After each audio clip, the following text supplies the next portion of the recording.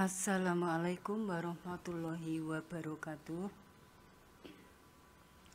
Semangat pagi dan salam sejahtera buat kita semua. Masih bersama saya, belajar matematika itu mengasyikkan. Nah, untuk sesi kali ini saya akan menyampaikan tentang bentuk akar, dimana pada pertemuan sebelumnya saya sudah menjelaskan tentang bilangan eksponen atau bilangan berpangkat dan juga manfaat, aplikasi, serta cara-cara menyelesaikan permasalahannya. Baiklah, kita mulai saja.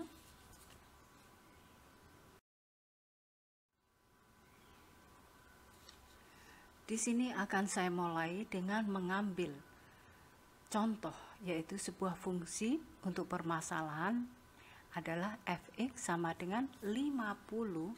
Ya, perhatikan baik-baik. 50 ya, kurung buka 0,5 pangkat x. Perhatikan di sini. Jadi ini merupakan peluruhan, masih terkait dengan fungsi eksponensial pada pertemuan sebelumnya. Nah, ketika x-nya itu adalah setengah, berarti f setengah sama dengan 50 ya, 0,5 pangkat setengah. Nah, bentuk 0,5 pangkat setengah tentu akan menyulitkan untuk menentukan hasil perpangkatannya dengan penghitungan manual. Ya, yang ini dipangkatkan setengah. Ini tentu akan menyulitkan. Nah, bentuk lain dari 0,5 pangkat setengah itu adalah akar. Jadi ingat ya, bahwa akar itu adalah pangkat setengah. Bentuk ini disebut dengan bentuk akar. Nah, jadi definisi dari bentuk akar, perhatikan baik-baik. Untuk setiap pangkat rasional m per n, di mana mn adalah bilangan bulat dan n itu lebih besar 0, maka didefinisikan bahwa a pangkat m per n itu sama dengan akar dari a pangkat n dipangkatkan m, atau ya penulisannya jadi m-nya ini langsung dibuat a pangkat m. Nah, sekarang contohnya, perhatikan baik-baik. Jadi yang pertama, tuliskan dalam bentuk akar a k pangkat 2/3, sedangkan b itu m pangkat negatif 5/2. Yuk kita selesaikan bersama-sama. Pangkat berarti tadi kan a pangkat m per n, sehingga akar pangkat n dari a ya, berarti di sini akar pangkat 3 dari k pangkat 2 ya. Nah, saya pakai ini. Jadi yang penyebut kita letakkan sebagai akar pangkat, yang pembilang kita letakkan sebagai pangkat dari bilangan pokoknya. Oke? Diingat-ingat. Nah, sekarang yang B, pangkatnya itu negatif. Ingat ya, bahwa a pangkat min n itu adalah 1 per a pangkat n. Kalau ini bulat, ini pecahan, maka ini akan berlaku juga. Sehingga ini kita rubah dulu. 1 dibagi m, jadi m pangkat 5/2 dulu.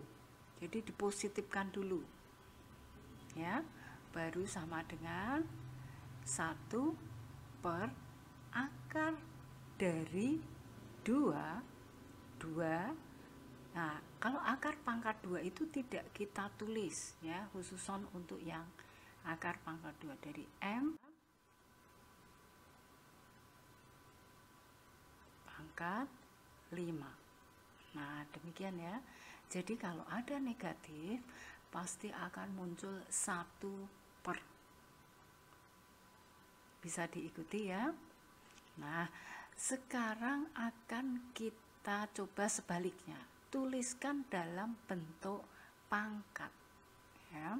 Berarti ini akar pangkat 3 dari Q pangkat 7 sehingga Q pangkat 7/3. Nah, demikian juga untuk yang B, akar pangkat 5 dari W pangkat 9, berarti W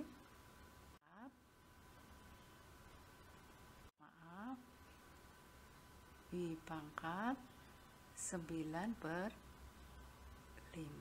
Demikian ya.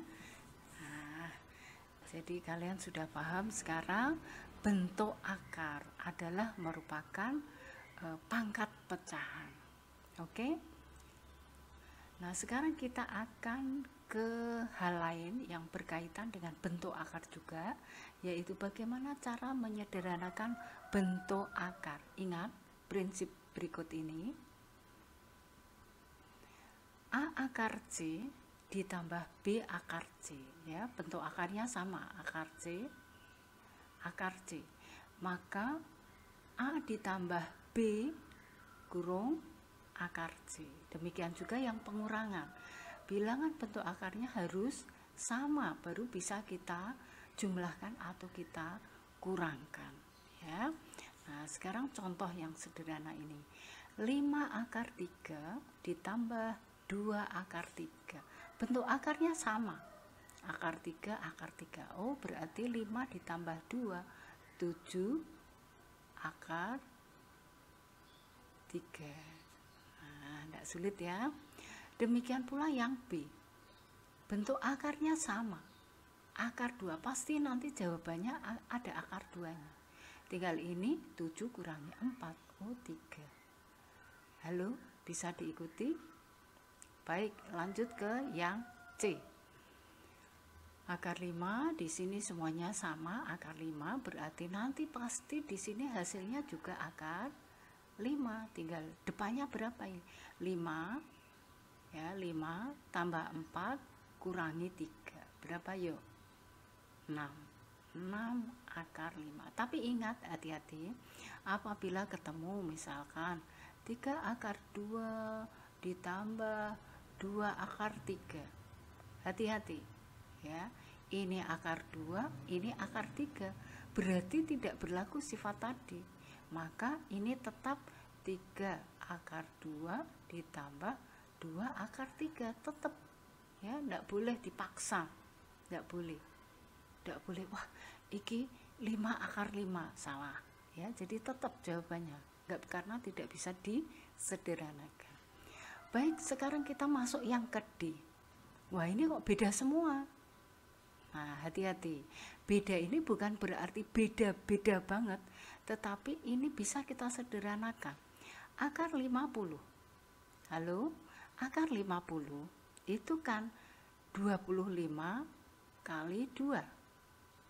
Ya, ingat. 25 kali 2. Kenapa dipilih 25? Kenapa enggak 5 kali 10? Karena 25 itu bisa diakar. Ya. Akar 25 kan 5. Jadi ini nanti 5 akar 2. Yuk, kita lanjut akar 18 dulu. Akar 18. Silahkan kalian cari yang salah satunya bisa diakar. Berapa itu? Jangan pilih 6 kali 3, tapi yang 9 kali 2, karena ini nanti akar 9 bisa diakar, jadinya 3 akar 2. Demikian pula yang berikutnya, akar 32, berarti akar berapa yuk?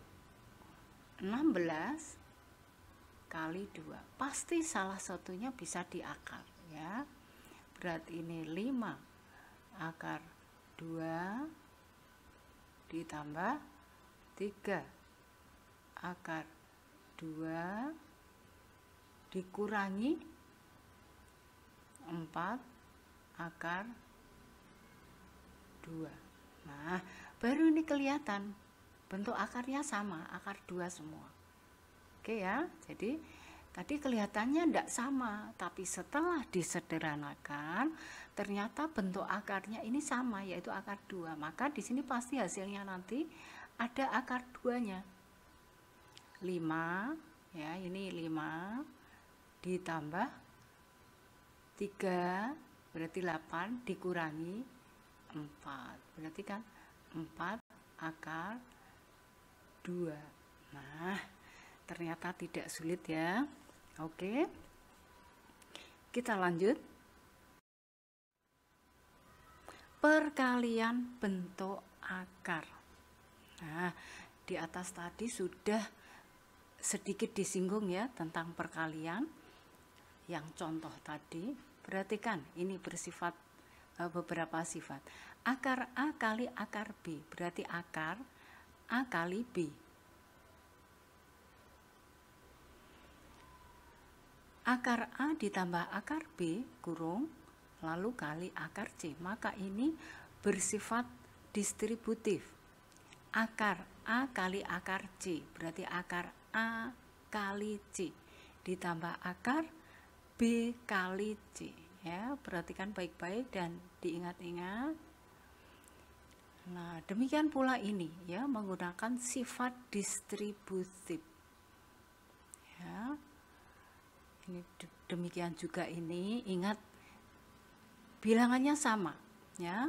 Ini ke akar A plus akar B, akar A plus akar B, sehingga A ditambah 2 akar A kali akar B ditambah B. Nah, sementara yang sifat 5 inilah yang kita sebut dengan bilangan sekawan. Bilangan sekawan. Ya, yang satu plus, yang satu min. Ingat ya, ini bedanya hanya di sini. Plus min. Maka di sini A dikurangi B. Andaikan, nah ini saya tambahkan ya. Andaikan ini A plus B kali A min B, berarti nanti sifatnya A kuadrat dikurangi B kuadrat. Demikian. Nah, ini akar A kuadrat.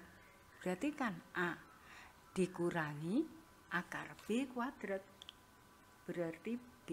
Kalau ini tidak ada akarnya, maka A kali A kuadrat dikurangi B kuadrat. Yuk kita coba contohnya. Sesuai dengan sifat yang pertama, berarti akar 20 kali 5, akar 5. Berarti akar 20 kali 5 kan 100. Nah, akar 100 berapa? 10. Nah, berarti hanya 2 langkah ketemu. Nah, sekarang yang contoh berikutnya. Sesuai dengan sifat tadi, perkalian distributif, berarti akar 8 kali 12. Karena ini akar-akar semua ya. Berarti berapa? 8 kali 12. Karena ini tambah, ini juga ditambah. Akar 6 kali 12. Berarti di sini berapa? Akar 96 ditambah akar 72. Nah, ini bisa kita sederhanakan lagi. Berapa kali berapa?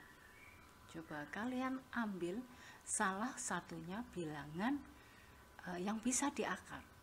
Misalkan 9, 4, 9, 16. Berapa lagi yuk? 25, 36. Bisakah 36 ini? Nah, coba berapa? 16. Coba 16 kali berapa ini? Kali 6. Ya. Nah, di sini 72 berarti berapa kali berapa?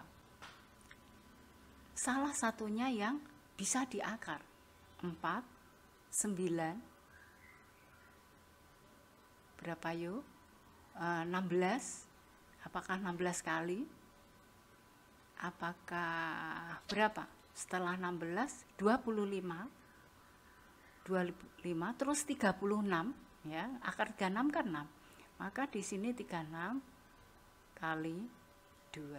Nah, harus langsung ingat itu bentuk-bentuk akar. Akar 16 kan 4 akar 6 ditambah akar 36 kan 6 akar 2. Apakah ini bisa diringkas lagi? Oh, ternyata tidak bisa. Ya sudah, ini hasilnya. Karena ini akar 6, di sini akar 2. Halo? Begitu ya? Jadi tidak bisa dipaksakan. Baik, kita lanjut. Di sini contoh yang berikutnya sama seperti tadi. Berarti kita kalikan, kita buka kurung. 2 akar 3 kali 3 akar 3, berarti 2 kali 2 yang di luar akar. 2 kali 3 kan 6. Akar 3 kali 3 9. Ditambah 4 akar 2 dikali 3 akar 3, berarti berapa? 12 akar 6. Ini 6, di sini 3, berarti 6 kali 3 18, ditambah 12 akar 6. Apakah akar 6 bisa diringkas lagi? Tidak bisa, ya sudah, berarti hasilnya 18 ditambah 12 akar 6. Di sini kan bulat, tidak ada akar 6-nya, berarti sudah stop. Inilah hasilnya. Ya. Nah, sekarang kita gunakan soal berikutnya, yaitu akar 5 ditambah akar 3, akar 5 ditambah akar 3.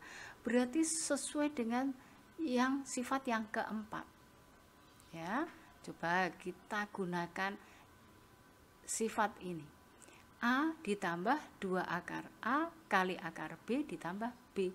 Berarti A-nya kan ngambil ini, 5 ditambah 2 akar A kali akar B ditambah akar 3 kali akar 3 kan 3. Nah, akar 9 ya. Lalu bagaimana berikutnya? Ini bulat, berarti kan bisa ditambah. 8 ditambah 2 akar. Nah, ini bisa dikalikan sesuai sifat yang pertama tadi, 15. Ini apakah bisa ditambah? Tidak bisa, berarti ini sudah selesai dan merupakan hasilnya. Baik, sekarang pada contoh yang terakhir. Perhatikan bilangannya, jangan panik. 3 akar 5 ditambah 2 akar 3 kali 3 akar 5 dikurangi 2 akar 3. Berarti kan ininya sama bilangannya. 2 akar 3 ini 2 akar 3. Nah, inilah yang disebut dengan bilangan sekawan. Nah, sesuai ini tadi ya. Berarti yang depan itu A tambah B kali A kurangi B. Berarti A kuadrat 3 akar 5 kuadrat dikurangi, atau B-nya 2 akar 3. 2 akar 3 kuadrat.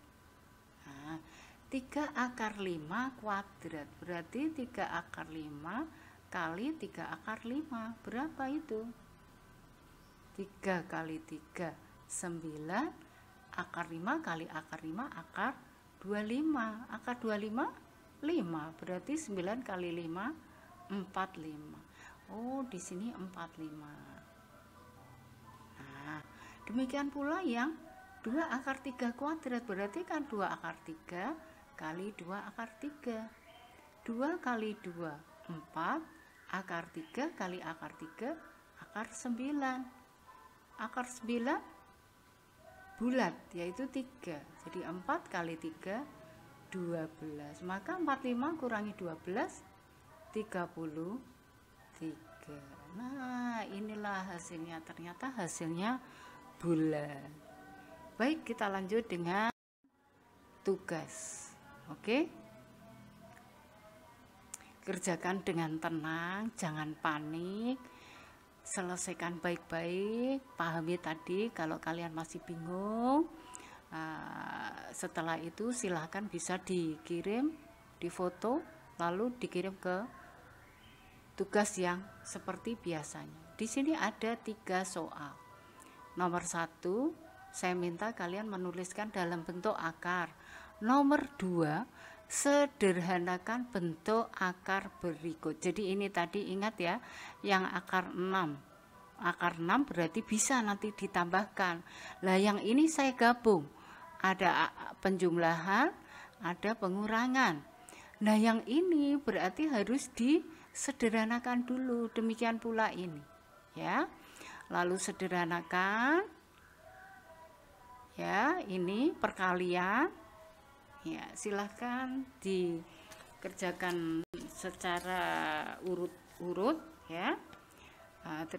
Demikian yang bisa saya sampaikan. Semoga dapat bermanfaat dan kalian bisa memahaminya. Jangan lupa untuk terus berlatih dan terima kasih atas perhatiannya. Wassalamualaikum warahmatullahi wabarakatuh.